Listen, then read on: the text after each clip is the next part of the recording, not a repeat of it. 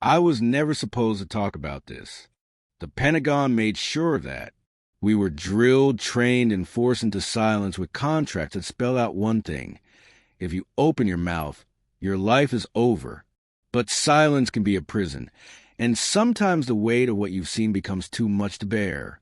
Years ago, I came across a file, a thick leather-bound dossier hidden away in a restricted section of the archives. Its cover was marked with a single word in bold, red ink: occult. Inside were documents captured after the fall of Nazi Germany, files smuggled across the Atlantic under Operation Paperclip. These weren't about V-2 rockets or jet engines. No, this was something far more disturbing. These pages spoke of Hitler's obsession with secret societies, arcane rituals, and technologies that didn't belong to the 20th century at all. And what I found inside would forever change the way I understood history. The Nazis didn't just rely on science. They actively sought out ancient, mystical knowledge. The documents described expeditions sent by the SS to Tibet, the Middle East, and even Antarctica. These weren't simple scouting missions. They were quests for power, quests to locate artifacts that, according to their researchers, could open doors to other worlds. Photographs included in the archive showed German officers standing beside massive stone discs carved with strange runes, symbols that linguists in the Pentagon later admitted matched no known language. Notes attached to these photos mentioned the Vril Society and the Thule Society, shadowy groups that mixed mysticism with technological ambitions. The Nazis were convinced that human civilization wasn't alone, that there had been a race before us, a civilization with access to forces beyond physics as we understand it. Hitler believed that if he could harness this energy, he could not only win the war, but reshape the destiny of mankind. One of the most chilling parts of the file was a section dedicated to a device known as Die Glock, or the bell. According to the documents, this machine was unlike anything conventional science had ever seen. It was described as a large, bell-shaped object covered in thick metal casing, filled with mysterious substance referred only as Zerum-525. When activated, it emitted strange radiation, caused sudden drops in temperature, and disrupted electromagnetic fields. Some reports even mentioned the disappearance of animals placed near the machine during tests. Nazi engineers believe it was a type of anti-gravity engine, a prototype that could manipulate time and space itself. After the war, fragments of these experiments were seized by the Allies and quietly transported to the United States. Officially, these files don't exist, but I saw them. I held them in my hands. And I can tell you, they were terrifyingly real. The United States didn't throw these materials into storage and forget about them. No, what I found suggests the opposite. In the 1950s, top-secret research programs began attempting to replicate Nazi occult technology. The Pentagon partnered with aerospace contractors, and some of the brightest scientific minds of the era were ordered to work on projects hidden under layers of classification. There were attempts to rebuild the bell, using the diagram seized in Germany. Reports described small-scale tests producing bizarre results, metals warping, instruments failing, and sudden energy surges without any identifiable power source. Some experiments were quietly abandoned after accidents left researchers ill, suffering from strange radiation burns that didn't behave like anything from conventional nuclear exposure. But the research didn't stop. It simply went deeper underground. According to the notes I read, this wasn't just about creating new weapons. This was about unlocking the very fabric of reality itself. The deeper I went into the file, the darker it became. One section contained reconnaissance photos of underground complexes discovered in former Nazi territory. These weren't simple bunkers built to withstand bombing raids. They were labyrinthine networks of tunnels carved with precision, leading to chambers that appeared designed for something far beyond human warfare. The walls were lined with metallic plating, scorched and warped in places, as if exposed to intense energy discharges.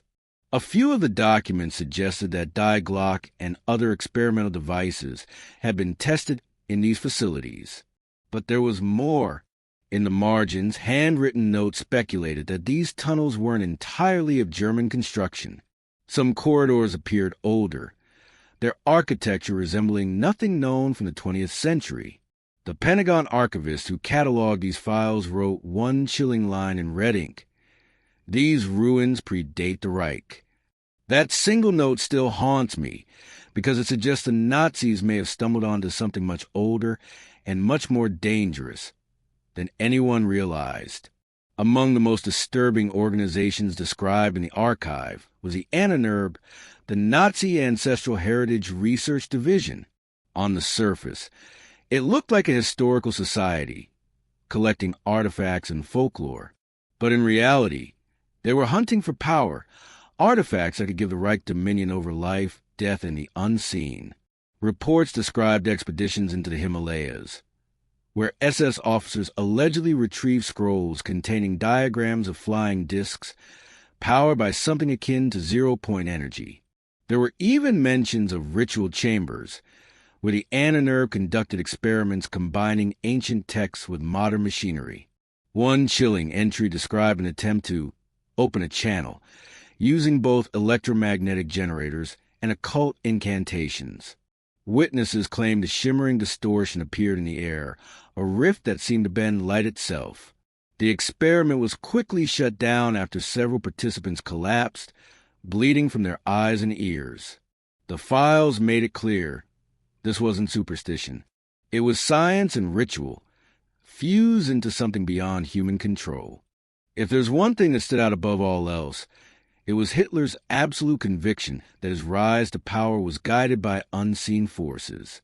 According to transcript included in the files, he frequently spoke of a voice that directed him, a presence that told him he was chosen to reshape the world.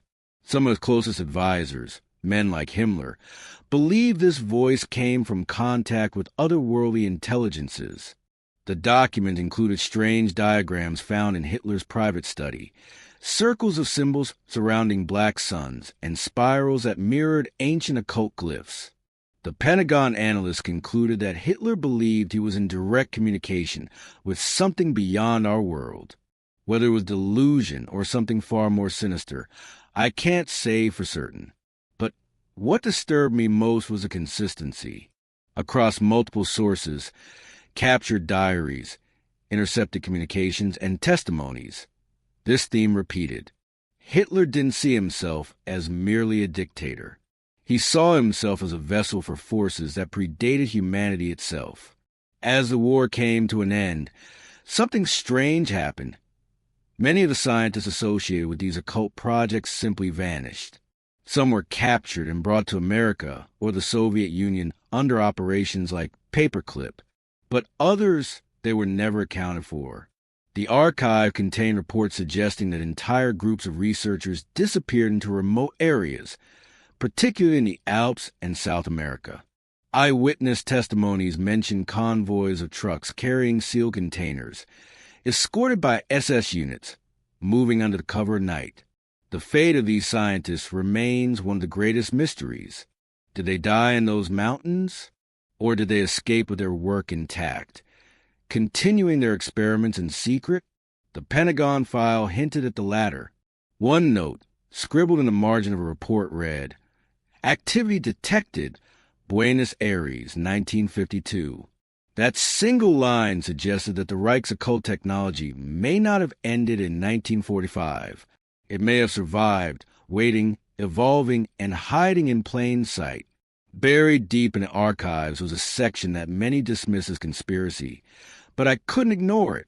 Several reports indicated that, toward the war's end, Nazi convoys were directed not just to South America, but to Antarctica.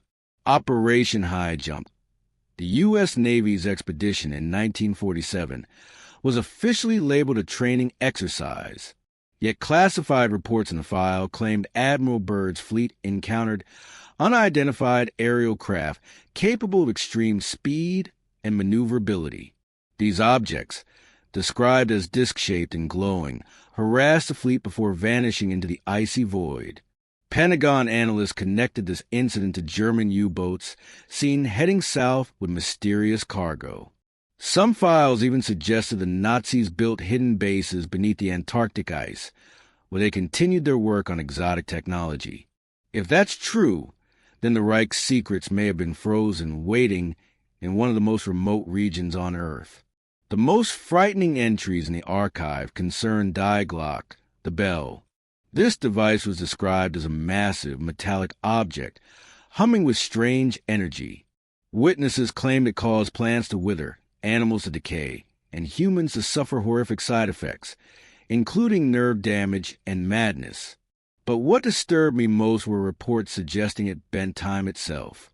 Test logs included accounts of objects placed near the bell, reappearing days later, twisted and scorched, as if they had passed through another dimension. One scientist wrote of brief glimpses into a world not our own, before disappearing mysteriously. The Pentagon's own analysts admitted the possibility of temporal distortion, though they carefully avoided the word time travel. If the Nazis truly unlocked even a fraction of that power, then the implications are terrifying. Imagine a weapon not bound by space or time, a tool that could erase enemies before they even existed. Another section revealed chilling details about the SS obsession with occult practices. At Weilsburg Castle, Himmler established what could only be described as a temple. Ritual chambers were built deep underground, their walls etched with runes and black sun symbols. Documents claimed ceremonies were performed by high-ranking SS officers, combining pagan chants with experimental energy devices. These rituals weren't symbolic. They were attempts to draw power from forces beyond our comprehension. One report described a ceremony of the 12, where officers stood in a circle around a humming machine, chanting in unison until a distortion of light formed above them. The outcome of these rituals was never fully disclosed, but several participants reportedly went insane afterward. Pentagon analysts speculated that the SS believed they were creating a bridge, an opening to communicate with entities from another realm. Whether real or imagined, the conviction was absolute. These men weren't just fighting a war. They believed they were reshaping reality itself. As I studied the files, one pattern became clear. The Reich's obsession with secrecy didn't end with the fall of Berlin. Networks of loyalists remained, hidden across Europe and South America. The archive described clandestine groups, engineers, scientists, and financiers, who pooled their resources to preserve the Reich's occult projects. Some documents hinted at secret lodges, where old symbols and rituals were still practiced decades after 1945. What struck me most was a mention of continuity cells, small, independent groups designed to survive even if others were destroyed. These cells allegedly protected advanced research, from exotic propulsion systems to biological manipulation. Pentagon analysts feared these remnants were not only alive but thriving, hidden within ordinary societies. The disturbing implication was clear. The war never truly ended. It simply shifted into the shadows, where the Reich's most dangerous ambitions could continue unseen and untouched by history's gaze. After the Reich's collapse, Allied forces scrambled to secure its secrets. Operation Paperclip brought dozens of German scientists to America, while the Soviets seized their share. But the archive revealed something darker. Not all scientists were accounted for. Several, particularly those tied to Bell and SS occult research, simply vanished. Intelligence suggested they were smuggled through ratlins into South America, aided by sympathetic clergy and corrupt officials. Some ended up in Argentina and Brazil, where they continued quiet research under new identities. Others disappeared into remote enclaves, leaving behind only whispers of their work. Pentagon analysts noted recurring sightings of strange aircraft in South America during the 1950s and 60s, craft that bore eerie resemblance to the Nazi prototypes. The implication was chilling. Perhaps the Reich's technology never died. It may have been perfected away from the eyes of the world, under new skies and new masters. One section of the file described unsettling incidents in the Andes. Locals reported glowing discs maneuvering silently over mountain villages, often vanishing near restricted valleys guarded by armed men. Several testimonies claimed to have seen individuals with strong German accents living in secluded settlements, guarded by fences and patrols. These reports were dismissed as fantasy until U.S. reconnaissance flights picked up unusual energy signatures in those very regions. The Pentagon speculated that remnants of the Reich were testing advanced craft powered by exotic energy sources. One chilling entry described a downed craft found in the jungles of Brazil in 1964. Witnesses said the wreckage bore markings identical to SS insignias. The U.S. quietly recovered the remains, but the final report was redacted. To this day, questions remain. Were these merely relics of defeated empire, or proof that the Reich's vision had survived, evolving into something far more dangerous? The archive also revealed disturbing parallels between Nazi experiments and later Pentagon projects. The Reich had conducted brutal research into breaking the human mind, using hypnosis, drugs, and sensory deprivation. Their ultimate goal was to create controllable subjects, soldiers who obeyed without question, agents who carried out missions without memory of them. Decades later, similar programs appeared in the U.S., MKUltra being the most infamous. Analysts suggested that American agencies may have inherited not just Nazi scientists but their darkest ambitions. One document hinted that techniques from the Reich's experiments were refined and weaponized, producing assets capable of infiltration and assassination. The ethical cost was staggering. Victims were left shattered, their identities fragmented, their humanity erased. Reading those reports, I realized the true legacy of the Reich wasn't just technology. It was an ideology that human life could be manipulated, bent, and sacrificed for power. What haunted me most were the fragments left unsolved. Drawings of symbols resembling constellations, notes about a gateway that the bell could unlock, references to the black sun as the key. These weren't just military files. They read like half-finished instructions for something greater. Analysts debated whether these scraps were genuine breakthroughs or the delusions of desperate men. But the consistency across different documents was undeniable. The Reich scientists and occultists believed they had glimpsed something real, an energy source, a dimension, perhaps even a consciousness beyond our own. And if they truly came close to harnessing it, then the war may have been only the beginning. The Pentagon's final note on the subject was chilling. Unresolved potential. Monitor all related phenomena. That was decades ago. Today, as strange lights fill our skies and new technologies emerge without explanation, I wonder, do we inherit not just their weapons, but their unfinished quest? The files contain another strange thread. Repeated mentions of Antarctica. According to scattered reports, the Reich had established secret bases under the ice, far beyond the reach of Allied bombers. Submarines were allegedly sent there in the final months of the war, carrying both personnel and advanced technology. American expeditions after the war, including Operation High Jump in 1947, encountered unexpected resistance. Mysterious aircraft harassing their ships and forcing an early withdrawal. The Pentagon's classified analysis connected these events with the Bell Project and the unexplained disappearances of certain SS officers. If the Reich truly relocated part of its program to the frozen continent, it meant the war's end was not absolute. It meant that, under the vast Antarctic ice, secrets still pulsed, waiting to reemerge when the world least expected. By the 1960s and 70s, sightings of advanced craft increased across the globe. Pentagon intelligence often tied these incidents back to remnants of Nazi science. A chilling phrase kept recurring in classified communications. The war never ended. Analysts suggested that the Reich's ideology had simply adapted, absorbed into covert networks, influencing governments, corporations, and clandestine organizations. Some of the scientists brought under paperclip quietly continued their more radical experiments, hidden under new projects with sanitized names. Others may have remained loyal to a darker cause. For decades, shadow wars raged behind the curtain. Wars fought not with tanks and guns, but with infiltration, technology, and manipulation.